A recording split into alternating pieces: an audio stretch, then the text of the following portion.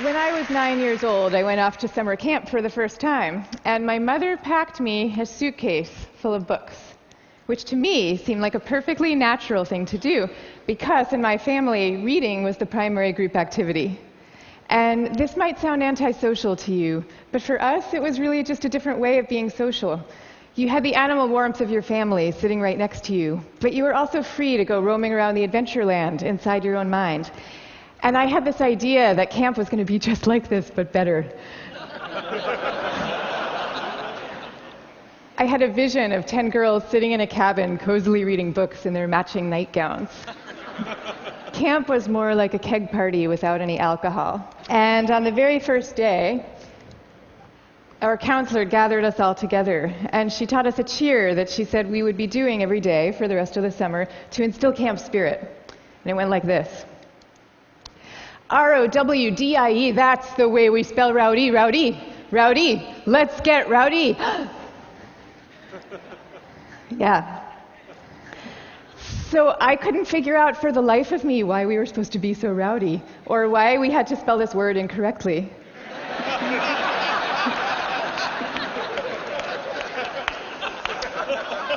But I recited the cheer. I recited the cheer along with everybody else. I did my best. And I just waited for the time that I could go off and read my books. But the first time that I took my book out of my suitcase, the coolest girl in the bunk came up to me and she asked me, "Why are you being so mellow?" Mellow, of course, being the exact opposite of R-O-W-D-I-E. And then the second time I tried it, the counselor came up to me with a concerned expression on her face, and she repeated the point about camp spirit and said we should all really work very hard to be outgoing. And so I put my books away, back in their suitcase, and I put them under my bed, and there they stayed for the rest of the summer. And I felt kind of guilty about this. I felt as if the books needed me somehow, and they were calling out to me, and I was forsaking them. But I did forsake them, and I didn't open that suitcase again until I was back home with my family at the end of the summer. Now, I tell you this story about summer camp. I could have told you 50 others just like it. All the times that I got the message that somehow my quiet and introverted style of being was not necessarily the right way to go, and that I should be trying to pass as more of an extrovert. And I always sensed deep down that this was wrong, and that introverts were pretty excellent just as they were. But for years, I denied this intuition. And so I became a Wall Street lawyer, of all things, instead of the writer that I had always longed to be, partly because I needed to prove to myself that I could be bold and assertive too. And I was always going off to crowded bars when I really would have preferred to just have a nice dinner with friends. And I made these self-negating choices so reflexively that I wasn't even aware that I was making them. Now, this is what many introverts do, and it's our loss for sure, but it is also our colleagues' loss and our community's loss, and at the risk of sounding grandiose, it is the world's loss, because when it comes to creativity and to leadership, we need introverts doing what they do best. A third to a half of the population are introverts. A third to a half. So that's 1 out of every 2 or 3 people you know. So even if you're an extrovert yourself, I'm talking about your coworkers and your spouses and your children and the person sitting right next to you right now. All of them subject to this bias that is pretty deep and real in our society. We all internalize it from a very early age without even having a language for what we're doing. Now, to see the bias clearly, you need to understand what introversion is. And it's different from being shy. Shyness is about fear of social judgment. Introversion is more about how do you respond to stimulation, including social stimulation. So extroverts really crave large amounts of stimulation, whereas introverts feel at their most alive and they're most switched on and they're most capable when they're in quieter, more low-key environments. Not all the time, these things aren't absolute, but a lot of the time. So the key then to maximizing our talents is for us all to put ourselves in the zone of stimulation that is right for us. But now here's where the bias comes in. Our most important institutions, our schools and our workplaces, they are designed mostly for extroverts, and for extroverts' need for lots of stimulation. And also, we are living through this belief system. We have a belief system right now that I call the new groupthink, which holds that all creativity and all productivity comes from a very oddly gregarious place. So if you picture the typical classroom nowadays, When I was going to school, we sat in rows. We sat in rows of desks like this, and we did most of our work pretty autonomously. But nowadays, your typical classroom has pods of desks of 4 or 5 or 6 or 7 kids all facing each other. And kids are working in countless group assignments, even in subjects like math and creative writing, which you would think would depend on solo flights of thought. Kids are now expected to act as committee members. And for the kids who prefer to go off by themselves or just to work alone, those kids are seen as outliers often, or worse, as problem cases. And the vast majority of teachers reports believing that the ideal student is an extrovert as opposed to an introvert, even though introverts actually get better grades and are more knowledgeable, according to research. Okay, same thing is true in our workplaces. Most of us work in open plan offices without walls, where we are subject to the constant noise and gaze of our coworkers. And when it comes to leadership, introverts are routinely passed over for leadership positions, even though introverts tend to be very careful, much less likely to take outsized risks, which is something we might all favor nowadays.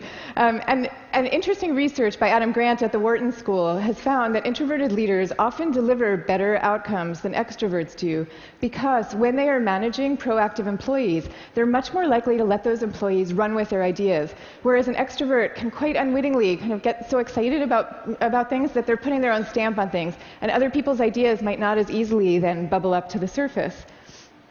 In fact, some of our transformative leaders in history have been introverts. I'll give you some examples. Eleanor Roosevelt, Rosa Parks, Gandhi, all these people describe themselves as quiet and soft-spoken and even shy. And they all took the spotlight even though every bone in their bodies was telling them not to. And this turns out to have a special power all its own, because people could feel that these leaders were at the helm, not because they enjoyed directing others, and not out of the pleasure of being looked at. They were there because they had no choice, because they were driven to do what they thought was right. Now, I think at this point it's important for me to say that I actually love extroverts. I always like to say some of my best friends are extroverts, including my beloved husband. And we all fall at different points, of course, along the introvert-extrovert spectrum. Even Carl Jung, the psychologist who first popularized these terms, said that there's no such thing as a pure introvert or a pure extrovert. He said that such a man would be in a lunatic asylum if he existed at all. And some people fall smack in the middle of the introvert-extrovert spectrum, and we call these people ambiverts. And I often think that they have the best of all worlds. But many of us do recognize ourselves as one type or the other. And what I'm saying is that culturally, we need a much better balance. We need more of a yin and yang between these two types. This is especially important when it comes to creativity and to productivity, because when psychologists look at the lives of the most creative people, what they find are people who are very good at exchanging ideas and advancing ideas, but who also have a serious streak of introversion in them. And this is because solitude is a crucial ingredient often to creativity. So Darwin, he took long walks alone in the woods and emphatically turned down dinner party invitations. Theodore Geisel, better known as Dr. Seuss, he dreamed up many of his amazing creations in a lonely bell tower office that he had in the back of his house in La Jolla, California. And he was actually afraid to meet the young children who read his books for fear that they were expecting him to be this kind of jolly Santa Claus-like figure and would be disappointed with his more reserved persona. Steve Wozniak invented the first Apple computer sitting alone in his cubicle in Hewlett-Packard, where he was working at the time. And he says that he never would have become such an expert in the first place had he not been too introverted to leave the house when he was growing up. Now, of course, this does not mean that we should all stop collaborating. And case in point is Steve Wozniak famously coming together with Steve Jobs to start Apple Computer. But it does mean that solitude matters, and that for some people it is the air that they breathe. And in fact, we have known for centuries about the transcendent power of solitude. It's only recently that we've strangely begun to forget it.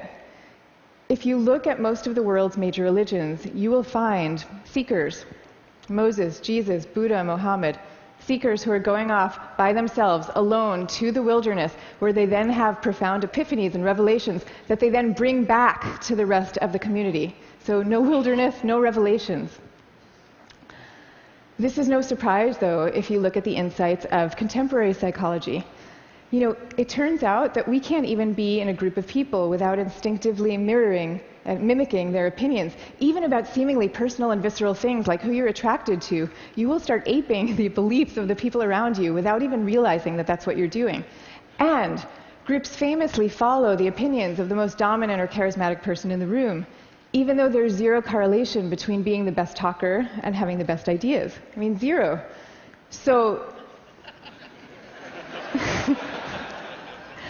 you might be following the person with the best ideas, but you might not. And do you really want to leave it up to chance? Much better for everybody to go off by themselves, generate their own ideas, freed from the distortions of group dynamics, and then come together as a team to talk them through in a well-managed environment and take it from there. Now, if all this is true, then why are we getting it so wrong? Why are we setting up our schools this way and our workplaces? And why are we making introverts feel so guilty about wanting to just go off by themselves some of the time? One answer lies deep in our cultural history. Western societies, and in particular the US, have always favored the man of action over the man of contemplation. But in America's early days, we lived in what historians call a culture of character, where we still, at that point, valued people for their inner selves and their moral rectitude. And if you look at the self-help books from this era, they all had titles with things like character, the grandest thing in the world. And they featured role models like Abraham Lincoln, who was praised for being modest and unassuming. Ralph Waldo Emerson called him a man who does not offend by superiority. But then we hit the 20th century, and we entered a new culture that historians call the culture of personality. You know, what happened is we had evolved from an agricultural economy to a world of big business. And so suddenly people are moving from small towns to the cities. And instead of working alongside people they've known all their lives, now they are having to prove themselves in a crowd of strangers. So quite understandably, qualities like magnetism and charisma suddenly come to seem really important. And sure enough, the self-help books change to meet these new needs. And they start to have names like How to Win Friends and Influence People. And they feature as their role models really great salesmen. So that's the world we're living in today. That's our cultural inheritance. Now, none of this is to say that social skills are unimportant. And I'm also not calling for the abolishing of teamwork at all. The same religions who send their sages off to lonely mountaintops also teach us love and trust. And the problems that we are facing today in fields like science and in economics are so vast and so complex that we are going to need armies of people coming together to solve them, working together. But I am saying that the more freedom that we give introverts to be themselves, the more likely that they are to come up with their own unique solutions to these problems. So now, I'd like to share with you what's in my suitcase today.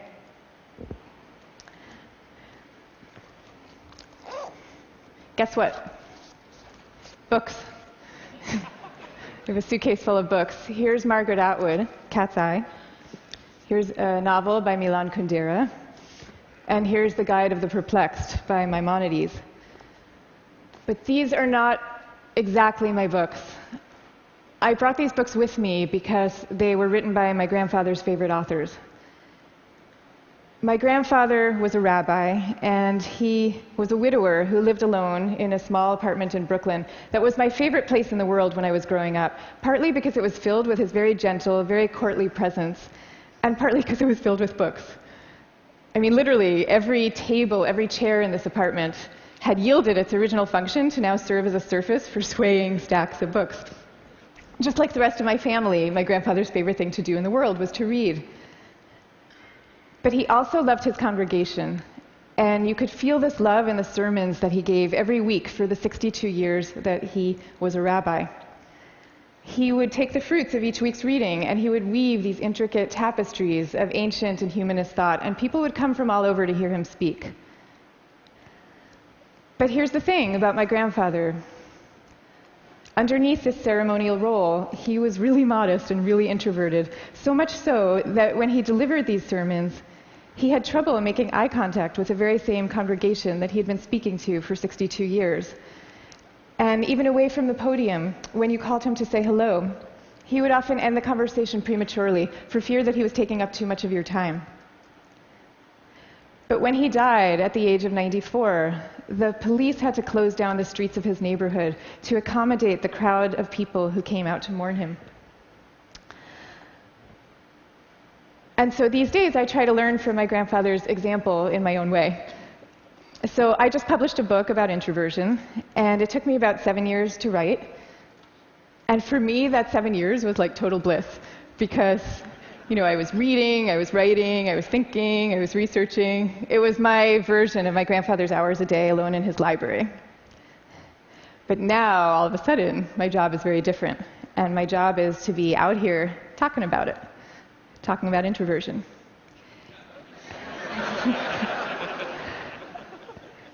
And that's a lot harder for me, because as honored as I am to be here with all of you right now, this is not my natural milieu.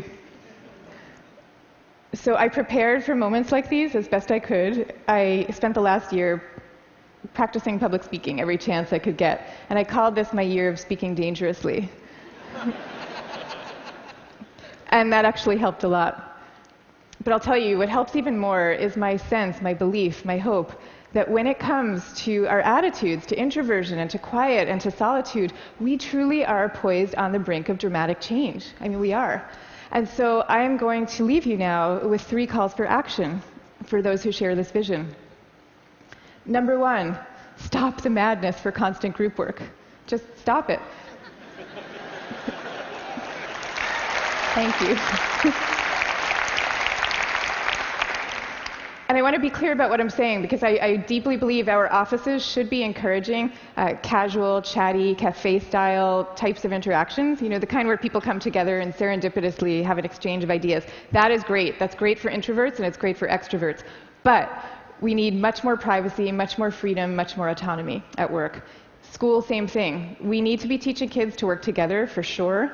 But we also need to be teaching them how to work on their own. This is especially important for extroverted children, too. They need to work on their own because that is where deep thought comes from, in part. Okay, number 2, go to the wilderness. Be like Buddha. Have your own revelations. I'm not saying that we all have to now go off and build our own cabins in the woods and never talk to each other again.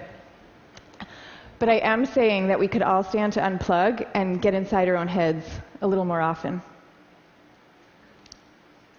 Number 3,